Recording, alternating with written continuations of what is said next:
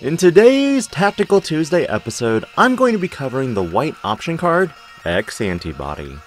X-Antibody has already generated a lot of confusion in the community when it comes to application, searchability, and use.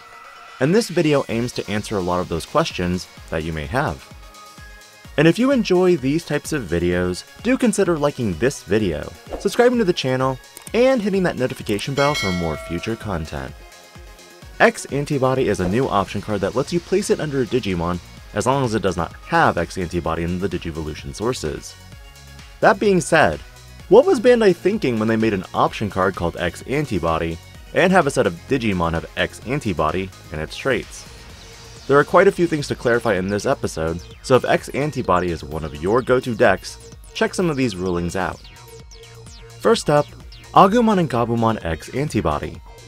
Both cards allow you to reveal the top 3 cards of your deck and add a Greymon and Omnimon for the case of Agumon, or Garurumon and Omnimon for Gabumon. But in addition to adding one of these Digimon, you can also add one X-Antibody from among them to your hand.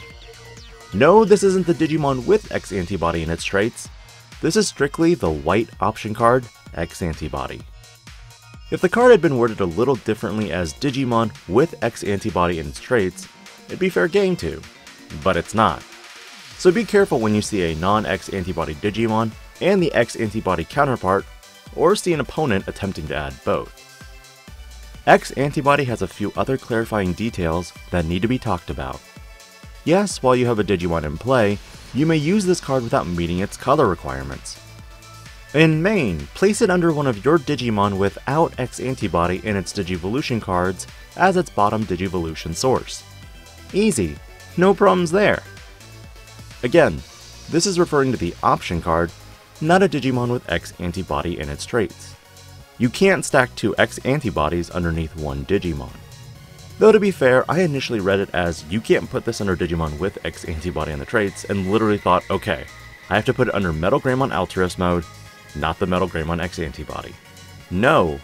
Watching videos with it in action, you place it under pretty much anything, as long as the option card isn't already there. Now for the inherited effect. All turns, effects cannot trash X-Antibody in this Digimon's Digivolution cards. Let's break this line of text first. And just as it says, this card cannot be trashed. When playing against Blue Hybrid, this card will not get stripped by Kumamon's effect. But the question you're probably asking is, because this card can't be stripped, do you automatically go to the next one? No. Any effect that would strip the bottom source would attempt to strip the most bottom source first. If it's the X-Antibody option card, due to its ability to not be trashable, Kumamon or whatever effect simply whiffs. But what if it was a card like Tommy-Hime? Newly restricted to 1, this card on play strips 3 of your opponent's Digivolution sources. But in a situation where X-Antibody is under a Digimon, you only strip 2.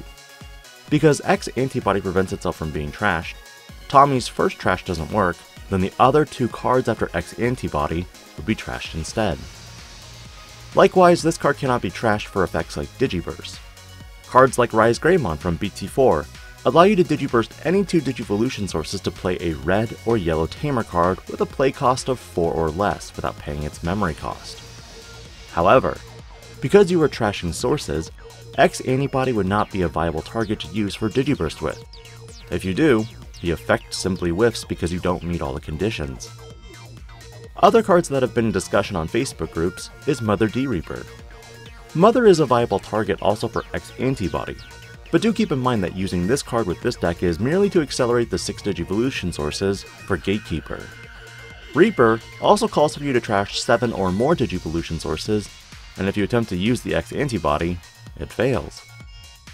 Finally, before moving to the last effect, Alphamon or Yukon mode has an end of turn effect that calls for you to return up to 7 non-Digi-Egg cards with X-Antibody in their traits from the Digivolution sources to the bottom of the deck in any order. Then, for each card returned, gain 1 memory for each card. Alphamon or Yukon would be the only Digimon that has the capability to remove the X-Antibody underneath it.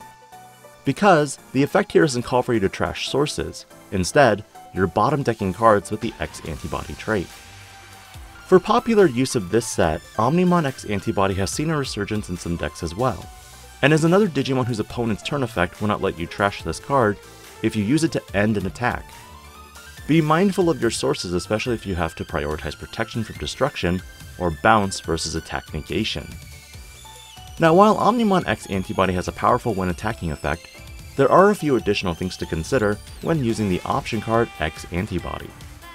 When attacking, this Digimon, being the Digimon that has this as a Digivolution source, can Digivolve into a Digimon with X-Antibody in its traits for its Digivolution cost from your hand. This does not disregard color or level, meaning you'll have to go up the old-fashioned way from 3 to 4, etc.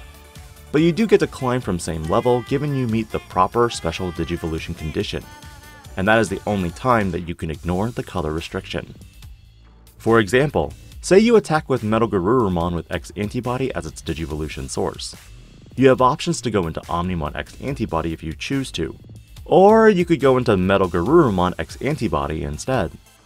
But there's nothing in the effect that states that the Digimon's when attacking effect triggers. Digimon with when attacking effects must be the actual Digimon attacking when declaring attacks.